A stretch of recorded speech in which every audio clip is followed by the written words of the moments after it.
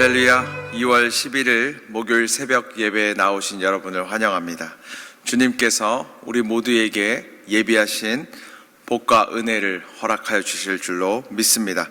오늘 우리에게 주시는 말씀은 마태복음 12장 38절부터 45절까지의 말씀을 각자의 자리에서 한번 읽어보겠습니다. 마태복음 12장 38절부터 45절까지의 말씀입니다. 그때에 서기관과 바리새인 중 몇 사람이 말하되 선생님이여 우리에게 표적 보여주시기를 원하나이다. 예수께서 대답하여 이르시되 악하고 음란한 세대가 표적을 구하나 선지자 요나의 표적 밖에는 보일 표적이 없느니라.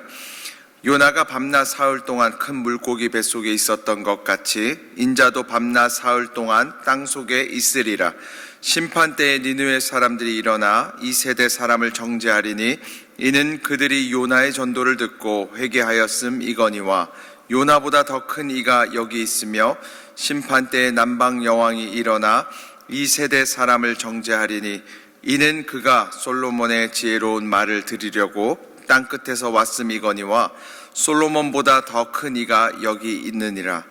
더러운 귀신이 사람에게서 나갔을 때에 물 없는 곳으로 다니며 쉬기를 구하되 쉴 곳을 얻지 못하고 이에 이르되 내가 나온 내 집으로 돌아가리라 하고 와 보니 그 집이 비고 청소되고 수리되었거늘 이에 가서 저보다 더 악한 귀신 7을 데리고 들어가서 거하니 그 사람의 나중 형편이 전보다 더욱 심하게 되느니라. 이 악한 세대가 또한 이렇게 되리라. 아멘. 우리 계속해서 마태복음의 말씀을 가지고 은혜를 나누고 있습니다. 예수님 주변에 계속해서 수많은 사람들이 몰려오고 있었습니다. 그런데요, 이 두 부류의 사람들이 있었습니다. 한 부류는요, 예수님과 한 가족된 사람들이었어요. 하나님과 한 가족된 사람들이었어요. 근데 한 부류의 사람들은 끝까지 하나님과 한 가족이 되지 못하는 사람들이었어요.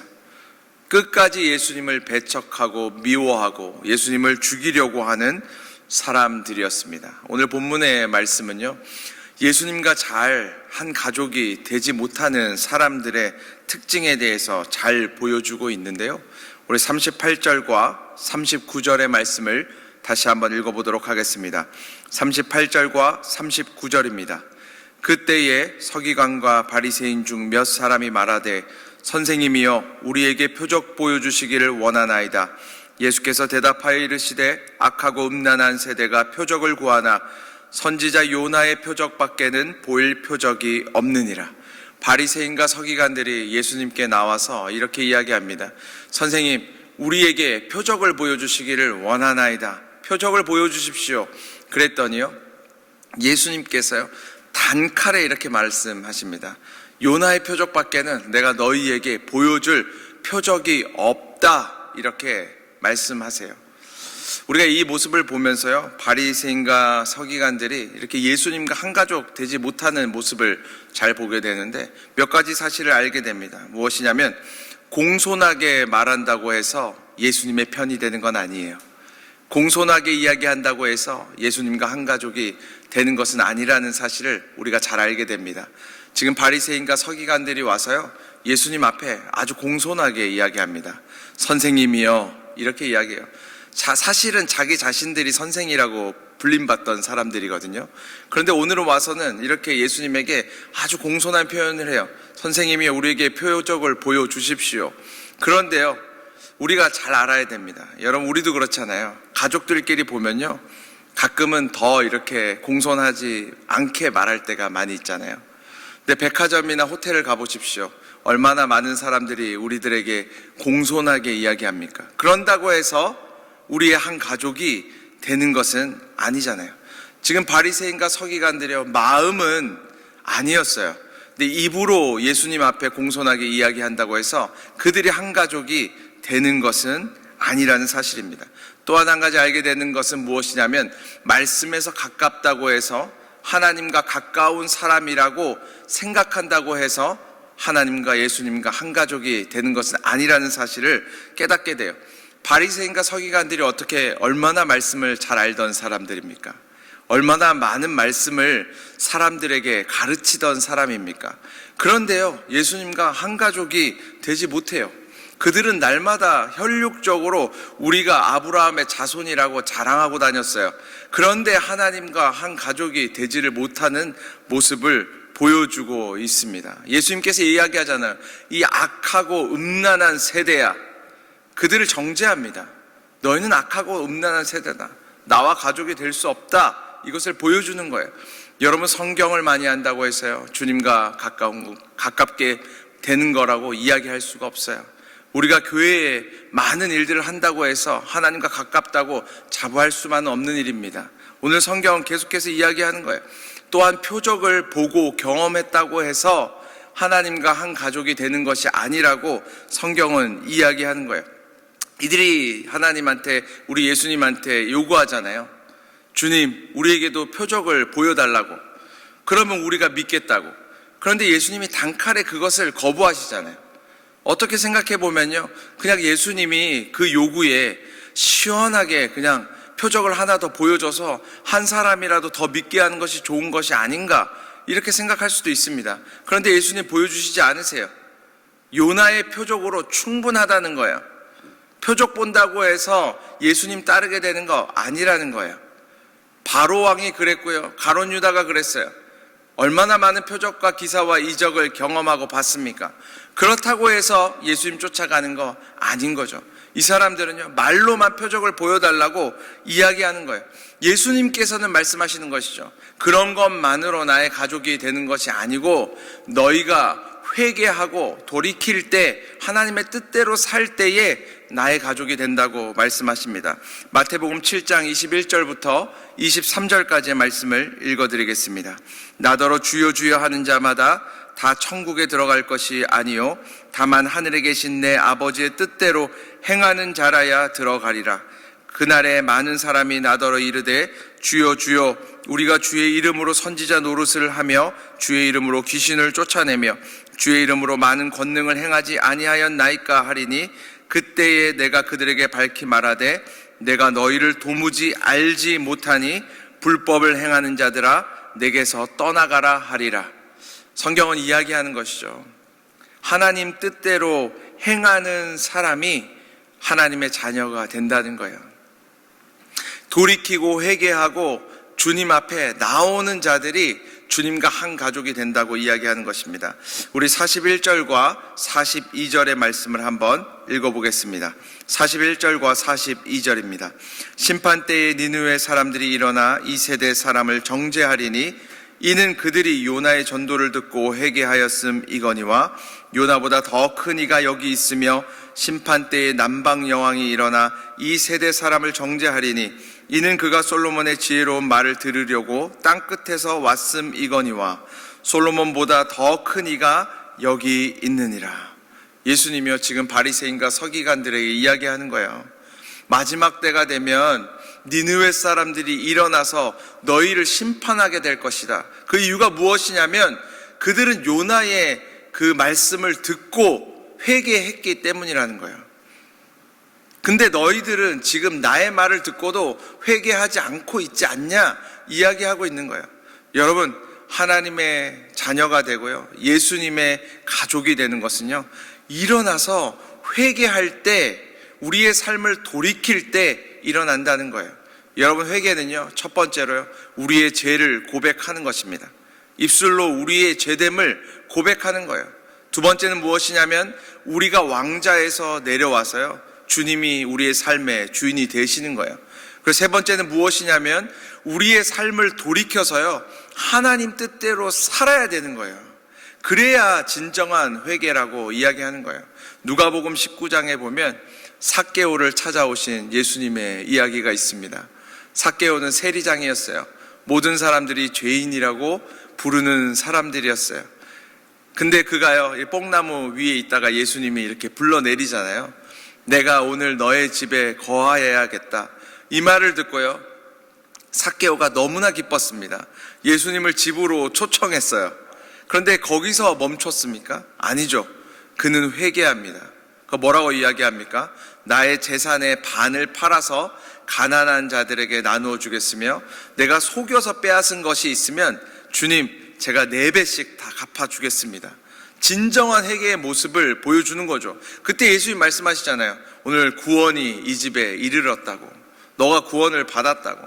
너가 하나님의 자녀가 되었다고. 이제는 너가 나와 한 가족이라고 이야기해 주는 것입니다. 그 회개의 역사가 우리의 삶 가운데 항상 있기를 주님의 이름으로 축복합니다. 오늘 본문은 한 가지 더 이야기하는데요.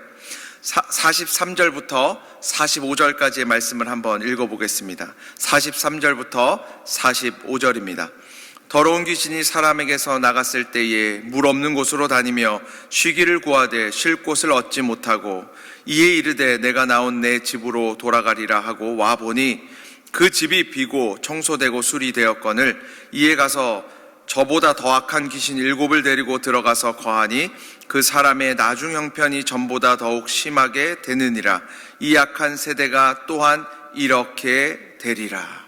예수님께서요 바리새인과 서기관들에게 한 가지 비유의 말씀을 해주시는 거예요. 어떤 사람으로부터 귀신이 나와서요 이렇게 살 곳을 찾는데요, 돌아다녀 보니까 좋은 곳이 없는 거예요. 그래서 이 귀신이 다시 이 사람에게 들어가려고 와 보니까 이 사람의 마음이 아주 깨끗하게 청소가 되어져 있고 비어져 있는 것을 보고요, 너무 기뻐가지고 자기보다 더 악한 귀신을 여러 명 데리고 와서 그의 안에 들어가서 살아가니까 어떻게 됐냐면 그의 삶이요 더 힘들게 되어졌다, 이렇게 이야기하는 거예요. 여러분, 이 이야기의 말씀을 보면서요 우리가 몇 가지 사실을 알게 됩니다. 첫 번째요, 귀신은요 사람들의 마음에 들어가서 살기를 원한다는 거예요. 하나님께서도 우리의 마음속에 들어와서 살기를 원하시는 것처럼 귀신은요 사람에게 들어가서 살기를 원해요. 사람에게 들어가서 음란하게 하고 죄짓게 하고 폭력적으로 변화시키고 찢고 죽이고 멸망시키는 그 일을 하고 싶어 하는 것이 귀신이라는 사실입니다. 여러분의 마음을요 단단히 하십시오. 귀신이 들어오지 않도록, 악한 영의 세력들이 침범치 못하도록. 귀신들이 그렇게 사람들의 마음을 이렇게 자신들이 지배하기를 원한다는 거예요. 또 한 가지 알게 되는 사실은 무엇이냐면 귀신들이 원하는 환경이 있다는 거예요. 귀신들이 원하는 집이 있다는 거예요. 지금 이 귀신이 이야기하잖아요. 자신이 다시 돌아와 보니 깨끗하게 청소되어져 있고 비어 있고 잘 단정된 것을 보고 너무 기뻐서 다른 친구들까지 데리고 와서 그 집에 들어가려고 하는 거예요. 여러분, 이렇게 생각하시면 안 됩니다. 그 사람의 마음이 너무나 깨끗하고 순결해져서 이 귀신들이 들어가서 살기를 원하는 게 아니에요. 귀신이 보기에 깨끗한 거예요. 귀신이 보기에 잘 단정되어져 있는 거예요. 자신들이 살기에 원하는, 정말 살기에 좋은 곳이 되어버린 거예요. 음란하고 악독하고 탐욕하고 그러한 마음들이 그 가운데 충만한 거예요. 그러니까 이들이요 너무 기뻐서요 더 들어가서 살기를 원한다는 거예요. 가장 중요한 것 중에 하나는 무엇이냐면 이 귀신이 이렇게 이야기했어요. 비어있어서. 비어있다는 말은 무슨 말입니까? 주님이 계시지 않아서, 성령이 계시지 않아서 그 안에 들어가서 살기가 너무나 좋았다는 사실입니다. 사랑하는 여러분, 이 바리새인과 서기관들의 마음이 그랬습니다. 자기들 생각에는 깨끗하다고 생각했어요. 자기들 생각에는 잘 정돈되어 있다고 생각했어요. 근데 그들의 마음에 예수님이 계시지 않은 거예요. 그들의 마음에 성령님이 계시지 않는 거예요. 그러면요 귀신들은요 들어가기를 원해요. 들어가서 살기에 너무나 좋은 곳이 되는 것입니다. 여러분, 도둑들이 가장 도둑질하기 싫어하는 집은 무슨 집이냐면 비어있지 않은 집이에요. 누군가가 지키고 있는 집. 도둑이 어떻게 들어가겠습니까? 강도가 어떻게 들어가겠어요? 자기보다 더 강한 사람이 지키고 있는 집에 강도가 어떻게 들어가겠어요? 강도가 경찰서에 들어가는 일이 있습니까? 그렇지 않죠. 그렇게 쳐들어가는 일이 없죠.